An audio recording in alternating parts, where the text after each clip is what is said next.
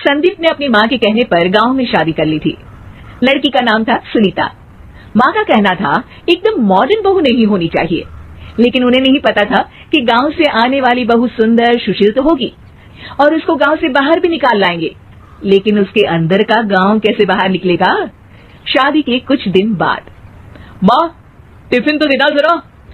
बेटा अब तो स्कूल नहीं ऑफिस जाता है, माँ से नहीं अपनी बीवी से टिफिन मांगा कर। ओके माँ। सुनीता टिफिन ले आओ। 1 किलो टिफिन, इसके अंदर पिस्ता डाल दिया है। पिस्ता? पिस्ता क्यों? सास जी ने बोला था ना कि आपको पिस्ता बहुत पसंद है। ओहो, मैंने पिस्ता नहीं पास्ता बोला था, पास्ता। पास्ता? कहीं होता है पास्ता? अरे बेटी तू रहने दे, मैं बना दूंगी। अच्छा किया कि पाव भाजी बनाने का नहीं बोला, वरना किसी के पाव बना देती है। सुनीता को बुरा लगता है, लेकिन उसकी नादान हरकतें कम नहीं होती। ऐसे ही एक दिन, अरे तुमने ये क्या लगाया है? अरे आप वो फूस फूस करके लगाते हैं ना, वही। डियो? का दियो? किसको दियो? अरे वही ना जिससे खुशबू आती है। हाँ हाँ सही पकड़े हैं। अच्छा लेकर तो आना। कौन सा डियो लगाया तुमने? अभी लेकर आते हैं जी। संदीप की बात मानकर सुनीता अंदर से खुशबू वाला फुसफुस लेकर आती है। OMG! OMG मतलब ओ माय गणेश ना। अरे OMG छोड़ो, ये खुशबू वाला फुसफुस की बात कर रही थी तुम? हाँ इसी की, फिर से सही पकड़े हैं। अरे देवी, लेकिन आप सही नहीं पकड़े हैं, ये डियो नहीं है। डियो नहीं है तो क्या लियो है? अरे ये रूम फ्रेशनर है जिसको कमरे में छिड़कते हैं, खुद पर नहीं। कोई बात नहीं, माँ कहती थी आत्मा किराएदार है, शरीर एक किराए का कर्म। हम शरीर पे ये डाल लिए तो क्या फर्क पड़ जाएगा। अरे बहू, ओ बहू, मेरे लिए फल तो ले आ, फिर मैं बाजार जाऊंगी। सुनीता अपनी सास के लिए फल लेकर आती है।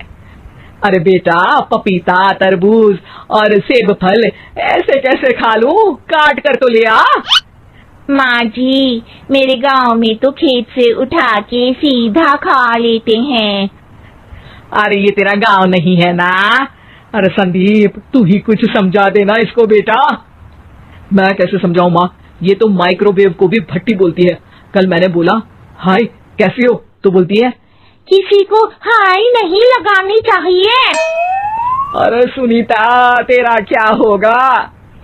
अभी तो कैसे बताऊं माँ जी, अभी हम कुछ करेंगे फिर पता चलेगा क्या होगा, लड़का या लड़की। हे भगवान, कहाँ से आ गई है? रामपुर से जी, आप ही तो लेकर आए थे मुझे। अरे मुझे माफ कर दो। पहले कोई गलती तो करिए जी, आपकी तो सारी गलती माफ कर देंगे हम। हाँ अरे बहू, मेरी बात सुन, फल यानी कि फ्रूट जब भी लाए ना तो काट कर लाना, ठीक है? जी ठीक है माँ जी, फल यानी फ्रूट यानी काट के लाऊंगी। सुनीता रोज ही कोई ऐसी हरकत कर देती जिसकी वजह से उसे घर में 2 बातें सुननी पड़ती। एक दिन, माँ मेरे बॉस घर पर आने वाले हैं शाम को, उनका बर्थडे है, फैमिली साथ नहीं रहती उनके, तो यही पार्टी कर लेंगे। उनको अच्छा लगा तो शायद मेरा प्रमोशन भी हो जाएगा। मैं ना फ्रूट केक लाकर फ्रिज में रख दूंगी और तेरे साथ आज खाना मैं बनाऊंगी, ताकि जब साहब आए तो खाने में कोई गड़बड़ ना हो। शाम को जब सारी तैयारियां हो जाती है, संदीप के साथ बड़े साहब भी घर आते हैं। आप फ्रूट केक तो ले आना बहू, फिर खाना खाएंगे। और इस सब की क्या जरूरत थी, आपने बुलाया वही काफी है। सर आपका परिवार शहर में नहीं है तो हम ही आपके परिवार जैसे हैं सर।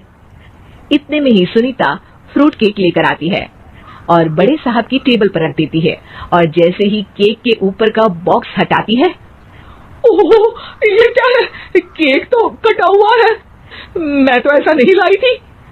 आप मुझे शाबाशी दे सकती है माँ जी, मैंने ही केक काट दिया। आपने कहा था ना फल यानी फ्रूट यानी हमेशा काट के लाना।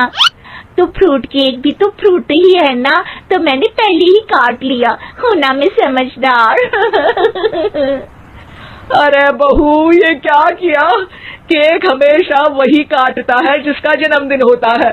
तुझे एक बात भी समझ नहीं आती, एक नंबर की बेवकूफ है। पूरा माहौल बिगड़ चुका था। संदीप को लगने लगा था कि साहब उसे प्रमोशन तो दूर की बात है, कहीं डिमोशन ना दे दे। लेकिन साहब बीच में ही बोल पड़ते हैं। अरे अरे कोई बात नहीं, ये इनकी बेवकूफी नहीं है, इनका भोलापन है। बेटा आप कहाँ से हो? रामपुर गांव से। अरे वाह, गांव से? फिर तो आपके गांव में ताजे फल और सब्जियां मिलते होंगे। हाँ सही पकड़े हैं, हम तो काटते भी नहीं, सीधा खा लेते हैं। मैं ना एक बार तुम्हारे गांव घूमने जरूर चलूंगा। क्यों संदीप, ले चलोगे ना? मुझे गांव घूमना बहुत पसंद है। बस फिर क्या था, संदीप और सास दोनों खुश हो गए, क्योंकि साहब को सुनीता ने गांव की बात करके खुश कर दिया था। अब संदीप का प्रमोशन पक्का था। शिक्षा